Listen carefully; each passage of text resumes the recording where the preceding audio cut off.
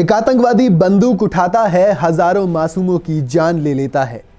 ये कहानी सच्ची लगती है मगर अच्छी बिल्कुल नहीं लगती।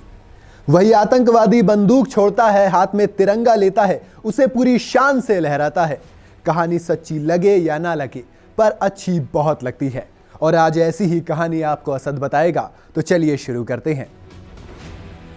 कश्मीर और आतंकवाद का रिश्ता ऐसा है जैसा जख्म और जिस्म का। जब जब ये जख्म गहरा होता है, दर्द उतना ही होता है। लेकिन इस जख्म पे मरहम का काम करती है शेर खान की कहानी। जी हां, शेर खान वही आतंकवादी था जिसने बंदूक छोड़कर आज तिरंगा थाम लिया है। लेकिन ये कहानी जितनी बताने में मुझे आसान लग रही है और आपको सुनने में आसान लग रही है, वो बिल्कुल भी नहीं है। शेर खान को इस राह को तय करने में 2 दशकों का समय लग गया था। तो चलिए जानते हैं उसकी पूरी कहानी। जम्मू और कश्मीर के किश्तवाड़ जिले में मौजूद सेंगड़ी भाटा गांव में एक पुराने आतंकी ने बुधवार शाम यानी गणतंत्र दिवस से पहले अपने घर पर तिरंगा लगाया। लेकिन साल 1998 से 2006 के बीच हरकतुल जिहाद इस्लामी यानी HUJI से जुड़ा खान जिले का खूंखार नाम था। हालांकि उसने बाद में सरेंडर किया और 13 सालों तक जेल काटने के बाद उसने अपना रास्ता बदल लिया।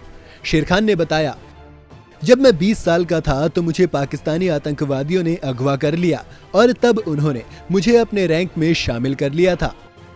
शेर खान ने बताया कि जल्द ही उसको आतंकवाद का सही मतलब समझ में आ गया और उसने उससे दूर होने का फैसला कर लिया। इसके बाद पहला मौका मिलने पर ही उसने साल 2006 में अवंतीपोरा में 6 और लोगों के साथ सुरक्षा बलों के सामने सरेंडर कर दिया।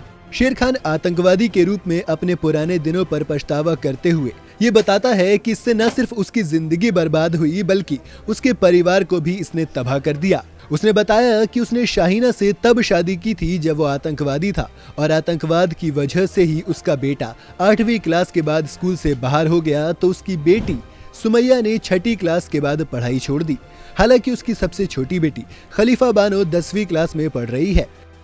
शेर खान ने कहा, मुझे गुमराह किया गया था और जैसे ही मुझे इसका एहसास हुआ मैंने दूसरों को मनाया और सुरक्षा बलों के सामने आत्मसमर्पण कर मुख्यधारा में शामिल हो गया। शेर खान घर में अपनी दूसरी पत्नी शाहीना और 2 बेटियों सुमैया और खलीफा बानो के साथ रहता है। उसने अपने घर पर पहली बार तिरंगा फहराया है। शेर खान ने कहा कि 3 साल पहले जेल से छूटने के बाद वो गणतंत्र दिवस समारोह में शामिल होने के लिए मुगल मैदान जाया करता था। उसकी पहली पत्नी परवीना अपने बेटे मुसाफिर के साथ अलग रहती है।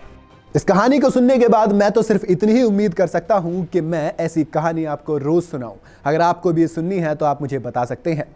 वीडियो अगर आपको पसंद आई हो तो इसे लाइक और शेयर जरूर करें। और हाँ, अगर आप चैनल पर नए हैं या आपने अभी तक चैनल को सब्सक्राइब नहीं किया है तो जाते जाते चैनल को सब्सक्राइब करना बिल्कुल ना भूलें।